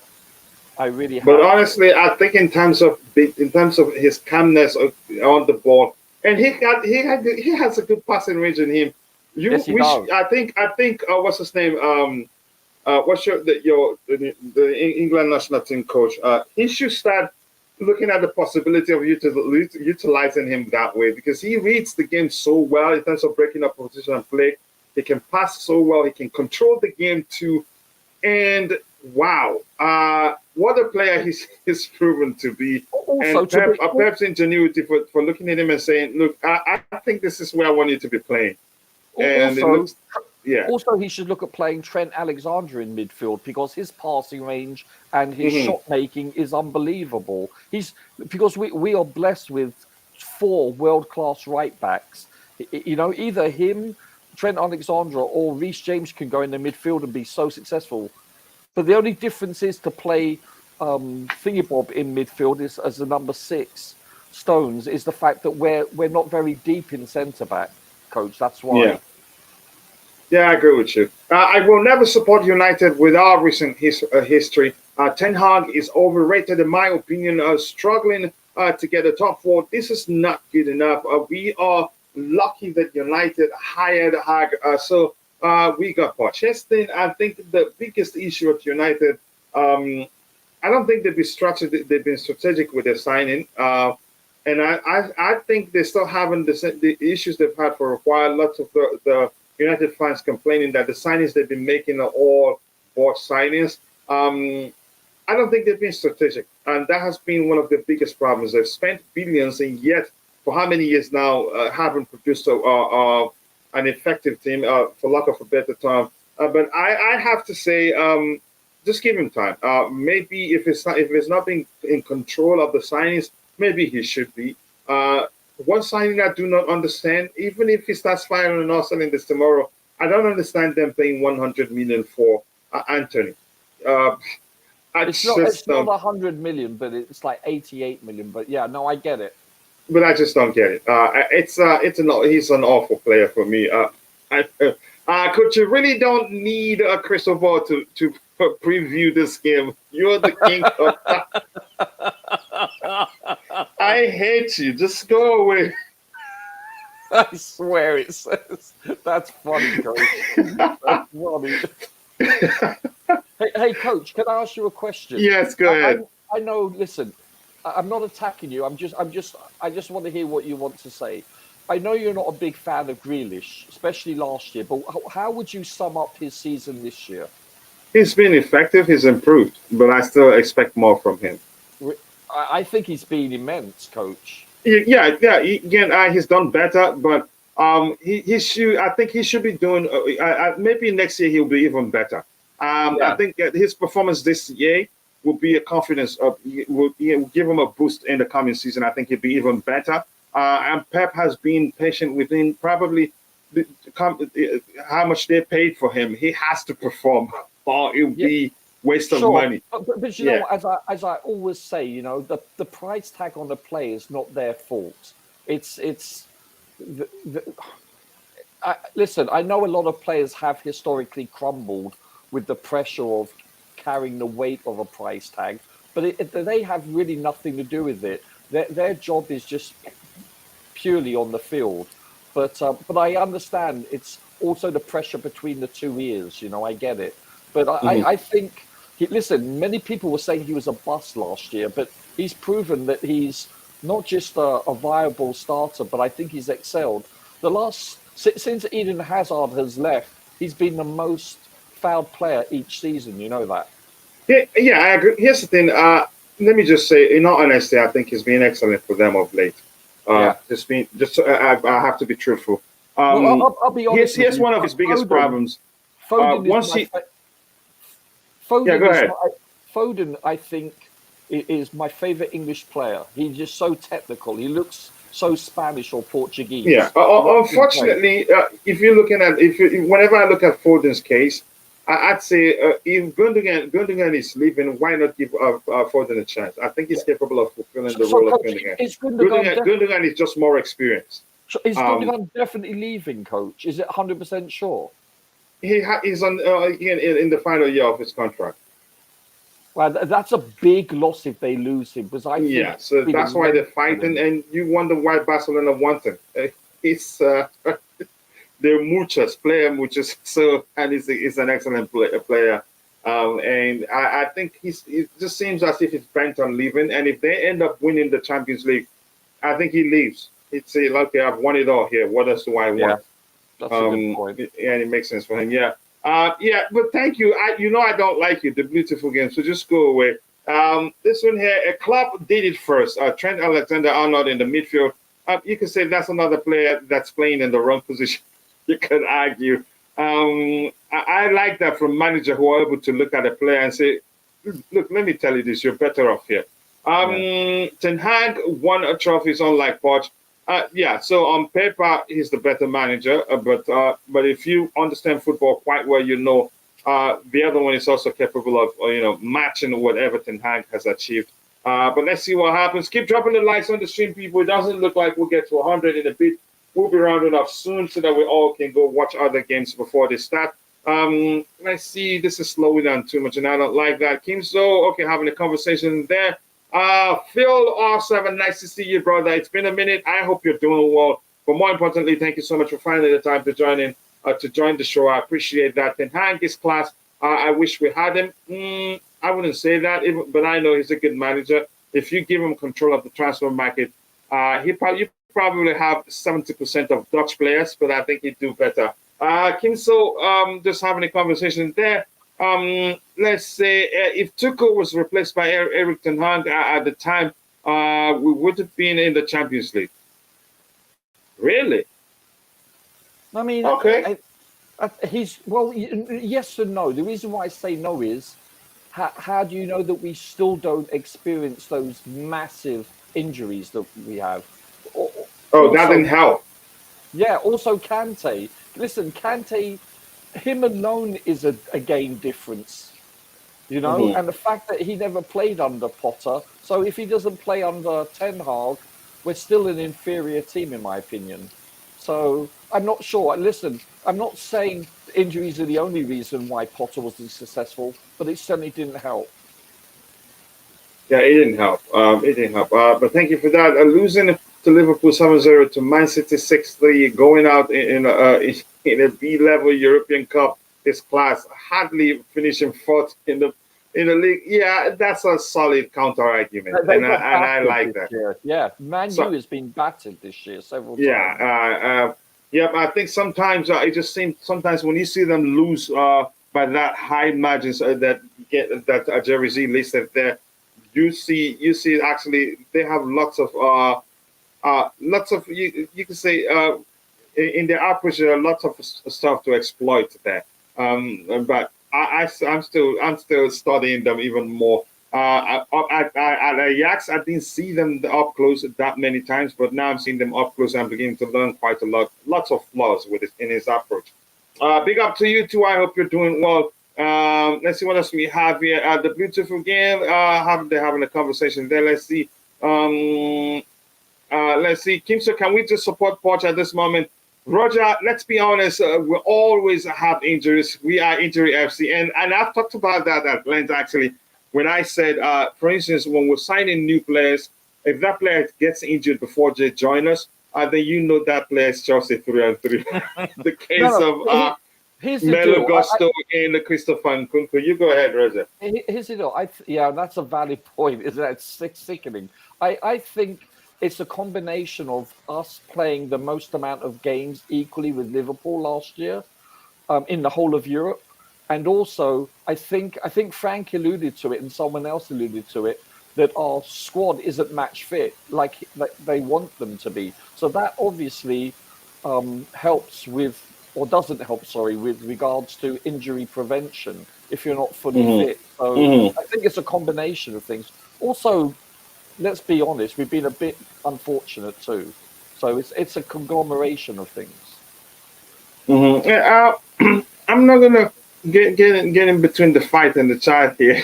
Ten Hag butted Champions League semifinals to Poch when Ajax was leading 3-0. At one stage, check the facts. I know that's the truth, but let's not go back. Let's just let it go and move on with the show. So Roger, I don't know. I think you've spoken with regards to what you expect to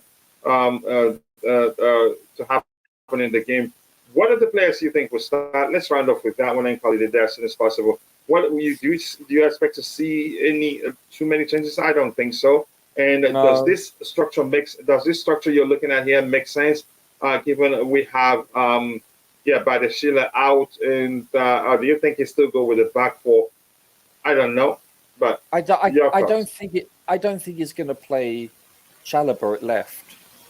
I really don't think so. You I think think you think he goes with the back four with Horst playing in the left back position and Chalobah right back? Yeah, I think there's a strong possibility for that. But I can also see him wanting to play with a back three because of many reasons. You want that. You want to have a back five, because what's our possession going to be? So I can see arguments for both systems. Does that make sense? Question is, does Silva play on the left? I don't know. You would think you would want him in the middle where he's most productive, but maybe Fofana on the left. I think Chalobah would be too uncomfortable playing on the left. I don't think Silva can play on the left. No, I would probably rather have Fofana on the left and Chalobah on the right. But who knows? Wow, I don't see Datra Fofana starting. I just don't. Maybe he surprises us, but I think he's going to start Madueke, probably Mudryk, and actually he'll probably start Sterling. But what about Kai? Will he play Kai? He likes Kai. So Yeah, we're not too sure. We're not too sure what it's going to do. I don't know. It's no comment, Coach. I'm frustrated with it. I really am. Yeah. That's fine. And then let's see what else we have here. I'm going to come back. I want us to talk about this, but let me see how. Can I ask you a quick question? Just quickly, just 1 second. At least when Poch gets the sack, and he will be there. He will there be no tears shed, really, because she expected him to get the sack. Is that what you mean? Ouch. This here says, Coach, I am just standing up. No, I understand. I don't. I'm not. I know you, and I know the beautiful game, and I know other people you're having the conversation with. I'm sure it's not going to escalate to anything. You guys are using facts, so that's enjoyable. Actually, me calling it a fight is just how I speak. Coach, who would you want? Yeah, go ahead, Roger. Who would you want in the midfield and going forward? Let's wait and see who was signed. Going forward, for the rest of the games? For tomorrow's match, sir. I'd rather, I didn't see Kovacic is not injured. I'd rather Kovacic and Enzo Fernandez in the middle. Okay. As the 2 6s, Dan Gallagher. Maybe if he's going to find another space for Gallagher, let him do that. But I don't. This pairing here, this is not saying that's what it's going to be. This is just a probable lineup. No, I get it. I think this is going to be problematic against Man City. It will be, seriously. Kovacic, as bad as everybody thinks he is, as long as he's fit enough, if you really want to win this game or play well in this game, I think he should start. And remember, the last good game he had for us was against City, even though we lost that game. But he was one of our best players on the day. Sure. I think he should be the pairing with Enzo and not Gallagher. Gallagher, I still think there's a good player in him, but not good enough to play as one of the 2 6s. Let him surprise me, and I'll take it, if that makes sense. Roger, this here says, have you observed what about the front line, Coach? The front line, Sterling, I'd rather Datra Fofana, but the rest assured Sterling starts. Yeah, no, I get it. Yeah, and the Felix, I'm not too sure. He started the last game, but he didn't really stake a claim for a starting place in this one. So who would you be? Who would your front three be? Honestly, or four? The Man City team, because here's the way they operate. They're so good at pressing, very effective at pressing. This is 3-2-4-1 actually. Which means that these two, Alvarez and Gundogan, can also, as much as they do a lot in the attacking area, they do a lot in terms of pressing effectively, organized pressing, not just running around like headless chicken and get tired. So it will be difficult for us really. So I'm concerned about them. So for the front three here, we need more than just fluidity. I think Dacho Fofana would have been, would do well in this game because he has Sure. pace, he has power. You can't bully him off the ball. And that day, I think the first game he played for us, he got a chance. Who was that? I think he bullied them for the few minutes he played. Yeah. We need more than just fluidity to be able to deal with this Man City defense. So who would you have though? Who would you have your front three? I would rather Fofana centrally, Modric on the left because there will be spaces for him to exploit. Yes. Modric on the left and Modric on the right. Modric, he's proven that he doesn't shy away from taking on the opposition player, and he's a good dribbler too. So with little instruction, I think he can do better. But Richard, let's talk about this. This here on the screen that says, have you guys observed that players hardly get injured under Pep? So to me, that brings to mind the issue may well be, part of the issue may well be a training approach. What do you make of that? Yeah, I think that's a strong possibility. It's a logical answer because we are we've been decimated. Every team expects players to have knocks and to be injured occasionally, but not to this extent. We have been, listen, how many players do we have out now? 7 or 8 again, right? So we've had 2 waves of mass injuries. What does that tell you? And a lot of them are young. They're not old players. So you can't say, because someone's over 30. No, we've had it to young players also. So that tells me that they're not match fit probably. And I think Frank alluded to that, didn't he, when he first came here? Yeah, I think a training approach also contributes to that. Coach, who picks the lineup this time, Bolly or Lampard? I don't know. I will make a call and then I'll get back to you. I just cannot shake that Spossy stench off him. I think you will if he starts winning. His winning will turn into a good perfume or maybe cologne and changes that stench if that makes sense. Hey, Coach, am I on that call with you? Sorry? Am I on that conference call with you? If you want to. Sure. Just 2 more likes to get it to 50. Let's make that happen. We'll be rounding up in a few minutes. The more we take cognizance, I don't like saying such words. I find it difficult to pronounce them. The more we take cognizance, and I don't know if I've used that word before.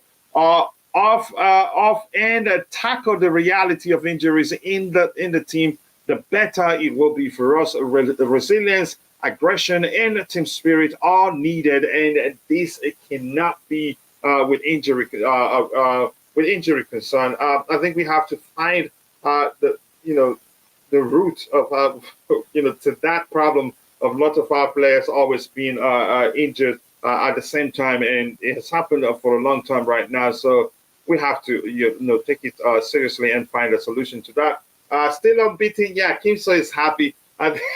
We're still unbeaten at least, so that's a huge thing. Anything else? I think we should be rounding up soon. It's been a good conversation. We don't have too many people watching today, but it's been enjoyable. I seriously think injury is one of our major problems. Even when all other things are well put in place, I think it didn't help. As much as I didn't think Potter was the man, the players we had out at the point didn't help. You could argue he could have done better if we had all our players available to him or all the time to select. Roger, any final thoughts before we call it a day? I think it's been an excellent discussion with those in the chat. And Yeah, just exactly how you stated earlier. I want to see whoever's playing for us tomorrow. I want to see them play with, shall we say, purpose. I want to see them put an effort in. I want them to play with their all, to give everything, regardless of the scoreline. That's what I want to see more than anything. Yeah, I just want to see a spirited performance. Exactly. Even if we lose, I want to feel the way I felt the day they beat us, but it was a loss that felt like a win. Yes. Do you remember that game? Yeah, I remember that game. Yeah, we saw a spirited performance from the players, and that's all I'm asking right now. Do I want City to beat us? I'm not sure I have to say what I have in mind. Yeah, go ahead. Sorry. The bar is really low, isn't it? It is. And shamelessly so, unfortunately. But yeah, other than that, I don't know if you have anything else to talk about, Roger. There's items we talked about. I don't know if you have anything to add them. We talked about, it's going to do that anyway just to refresh because I've left it for a while. The God of Honor, it's a long-standing tradition. So yeah, I don't even know. It shouldn't even be a topic really. For being No, honest, I don't think there is a guard of honor if they unless win, if Arsenal lose today, then before our game, then there should be one. yes, yeah. Yeah. If they draw or win, there's going to be no guard of honor. But if they lose, there's a guard of honor mathematically. Hmm. So Yeah. So Roger, this one here, Wesley Fofana, Bobby and I did talk about that. Um, he's sounding like it's getting to him. I don't know if you can see it. yeah, I can see it. It's sounding like it's getting to him. And what the picture to use, the picture actually makes you start thinking, more of it, more about that. Well, yeah, because your body is your office, and when we worked so hard to get back into shape, and Uh, then all of a sudden you pick up another injury, it must be demoralizing. It takes its toll psychologically. It must do. You have to be so mentally strong to come back from major injuries time and time mhm. again. It's to have the resilience to do so is commendable. It really is. Yeah. Yeah, I agree with you. It's not easy. So this shows, to me, I don't know. I hope he doesn't think too much of it because if it does, then it will start to affect him mentally even more. I hope it doesn't. He's a good player. He's so young. Age is still on his side. This is nothing new. I'm sure you're well acquainted with the story or the rumors. There's a concrete chance that Matteo Kovacic leaves Chelsea Mm. this summer. Mauricio Pochettino wants to keep Mason Mount. We've heard that before. But an agreement on a new deal is still not close at this point. And that is Fabrizio Romano. So we're not too sure what's going to happen there. This one also, I'm just saying, even if we decide to sell him, it shouldn't be to Arsenal. And that's he's quoting David Austin, but he's not saying, and that's why the likes of Mason Mount are among their targets. That's not saying they're saying, okay, we want him. I don't think we should sell it. Even if we decide to sell Mason Mount, it shouldn't be to Arsenal. That's how I feel. I I don't know. You agree. have anything to add to that, Roger? Yeah, well, I don't think he would want to go to Arsenal. That would At be least that's hard. what you think. You would assume so, but Yeah. that would be a tough pill to swallow. Yeah, I agree with you. We shouldn't let that happen. I'm just gonna get what we have in the chat, and then we'll call it a day. Thank you Sure. so much for everyone in the chat, and thank you to the beautiful game. Thank you, Kim. So much love to you. Thank you, Jerry Z, my bro. I appreciate all your support. So Alex and Gary Neville are massive fans of Pochettino. So is majority of the mainstream media. Okay, yeah, I think that's a solid enough argument, but that's no guarantee. But I still think he would do well because he overachieved at sports. Play Kepa at centre back with his feet and Mendy hands in goal. We keep a clean sheet. Let's go! Yeah, much love to you and Tamidayo, my bro. I appreciate you. Why can I just think less about the seeming fact that for a long time the rest of EPL teams are going to be on the tail of Man City. I hate to think that they are going to dominate for a long time. I think that changes a lot the coming season. But let's see what happens. At least that's what I assume will happen. I just cannot find any coach shrewd enough to build such a team capable of giving Pep a stiff competition. First, you have to start by giving managers time because what we're looking at wasn't built in a day. A lot of experiments went into building that Man City squad. They didn't have too many big players before. It was all just skillful players, but he has mixed it up quite well. He has a perfect balance of the squad right now. So we'll start by giving manager time to do that. Then we can, we can close the gap. I think Poch can do it. I really do. I believe that, but he will need time. Can we shock Pep once again tomorrow by claiming 3 points at Etihad?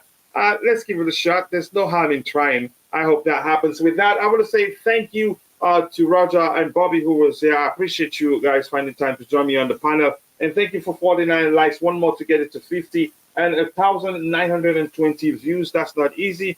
And that's what else we have here. Chelsea, can you give us hope against City? And he said it and he's laughing. And Roger, I wanted you to see this comment by Bruyne Rahayu, which said, Arsenal should just do us a favor and just lose tonight, relieve the pressure off themselves and us. And Man City, let's just end it and move on. Roger, did you see that comment? Yeah. Actually, I want them to draw so that we don't have to, how shall I put it, give what is it called? The formation to greet them. I don't want that. I don't want Chelsea to do that. It's, but you have to respect them. They're a machine right now, and also they've been blessed with good fortune of not having large amounts of injury, and that's what you need. No winners of the league experience tremendous injury, so you have to take that into consideration also. Yeah, thank you so much, Roger. Thanks again for being on the panel with me. It's always nice to have you. And thank you so much. Thank you, Jerry Z. Thank you for finding the time to join the show. And thank you to Midaya Mina Jeffro. Thank you for finding the time to join the show. Thank you so much, Kachila, and all the wonderful fans here, and also my fellow panelists here. We sincerely do appreciate you. We are not going to lose against Forest. They are dead. That's when you have a problem. That's when you have a problem. When you think you've won a game already, that's when you have a problem. Respect them, and you could get a win. And please, Gunners 14, we have another channel called Soccer Perspective. I think you want to be part of that. We cover every club there, not just Chelsea Football Club. I hope you join us. Subscribe to that particular channel, and soon it will take on a life of its own. And believe me, you will enjoy it. I am scared that City is going to beat you 5-0. Look at that Arsenal fan worried for us and hoping that we win. But thank you so much for finding the time to join the show. Thank you to everyone in the chat. I appreciate you all. See you guys next time. God bless us all, and bye. Cheers, Coach. Cheers. Thank you so much, brother. I appreciate you.